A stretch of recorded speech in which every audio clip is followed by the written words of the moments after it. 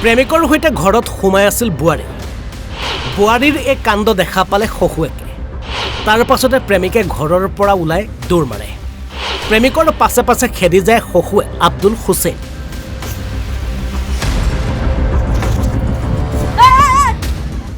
বুৱাৰী এজন আছিল বুৱাৰীজনক ঘৰত ল'ৰাজনে সোমাইছিল ল'ৰাজনে বোলে ভাল পায় তেখেতৰ বুৱাৰীজনী তাৰ পৰা শহুৰেকজনী দেখা পালে ঘৰত সোমাই থকা দেখা পালে বিভিন্ন ধৰণৰ বেয়া ঘটনা ঘটিছে তাৰ পাছতে প্ৰেমিকে ভয়ংকৰ ঘটনা সংঘটিত কৰে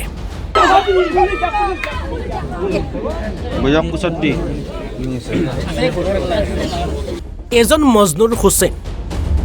ঘৰ নলবাৰীৰ ৰজাঘাট বানেকুছিত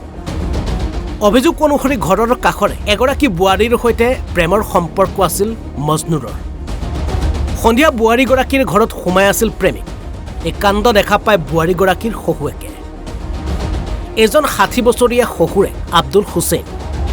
পৰিয়াল সদস্যই কেমেৰাত বন্দী কৰে প্ৰেমিকৰ এই কাণ্ড আৰু যেতিয়া প্ৰেমিক মজনুৰে বোৱাৰীৰ ঘৰৰ পৰা ওলাই দৌৰ মাৰে তেতিয়া শহুৱেকে আৰু পৰিয়ালৰ অন্য সদস্যই পিছে পিছে খেদি যায়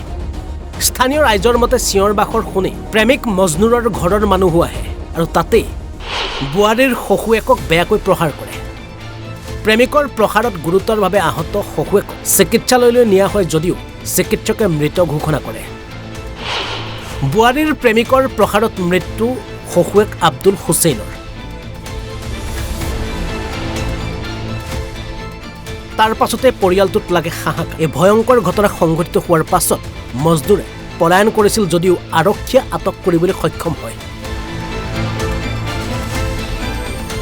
ঘটনাটো মানে যিজন বোৱাৰী আছিল বোৱাৰীজনৰ ঘৰত তেখেতৰ ঘৰত ল'ৰা এজন সোমাইছিল সোমাওঁতে বেয়া ঘটনা ঘটিছিল ঘটি থাকোঁতে শহুৰেকজনে গুচি গ'ল বোৱাৰীটোৰ ঘৰত যাওঁতে বেয়া ঘটনা দেখা পায় তাৰ পৰা সেই ল'ৰাজনে দৌৰ মাৰিলে দৌৰ মাৰাৰ পিছত বস্তি দেখি গুচি যাই কেনে ঘৰৰ পৰা আহি কেনে তেখেতক মাৰিলে শহুৰেকজনীক গলত টিপি মাৰি কেনে আৰু ঘৰৰ মানুহ আহি কেনে তেখেতক বস্তিত কাষত তাতে মাৰি পেলাইছে কি কাৰণ মাৰিছে এইটো বেয়া ঘটনা ঘটিছে বুলি কৈছিলোঁ আপোনাক কি নাম শহুৰেকৰ নাম কি শহুৰেকজনীৰ নামটো মনু আলী বুলি কয় আবুল হুছেইন ল'ৰাজন ঘৰৰ কাষৰে হয় কি নাম তাৰ নামটো এনে ডাল বুলি মাতে ল'ৰাজন তেওঁ বৰ্তমান পলাতক বৰ্তমান পলাইছে নেকি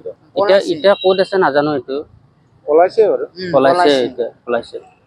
আমি এটা ডাল বুলি জানো কিন্তু এতিয়া মেডিকেলত লৈ গৈছো মেডিকেলত লোৱাৰ পিছত নলবাৰী মেডিকেলৰ পৰা মৰা বুলি ঢুকাইছে বুলি কৈছে তাৰ পৰা মেডিকেলৰ ডক্টৰে ইয়াতে থানালৈকে পঠাইছে ইয়াতে থানাৰ ওচৰত আহিছোঁ এতিয়া যাৰ লিখা মানুহ পোৱা নাই বৰ্তমান এতিয়া মানে যিজন মানুহে হত্যা কৰিলে মানুহজনক তেখেতৰ শাস্তি দিব লাগে তেখেতক ভৱিষ্যতত যাতে এনেকুৱা কাম নকৰে মানুহ যাতে মাৰি নেপেলায় আৰু মানুহ হত্যা কৰা মহাপাপ কিবা প্ৰেম জড়িত কাৰণ আছিল সেনেকুৱা কিবা ঘটনা আছে বেছি বোৱাৰীজনীৰ লগত যিজন মানুহ ঢুকাই গ'ল তেখেতৰ বোৱাৰীৰ লগত বেয়া ঘটনা ঘটিছে আৰু কিছুমান ভিডিঅ' আছে এটা প্ৰেম জড়িত কাৰণ আছিল অৱশ্যে আৰক্ষীৰ অনুসন্ধানতে আচল ঘটনা পোহৰলৈ আহিব নলবাৰীৰ পৰা চন্দন শৰ্মা অসম লাইভ 24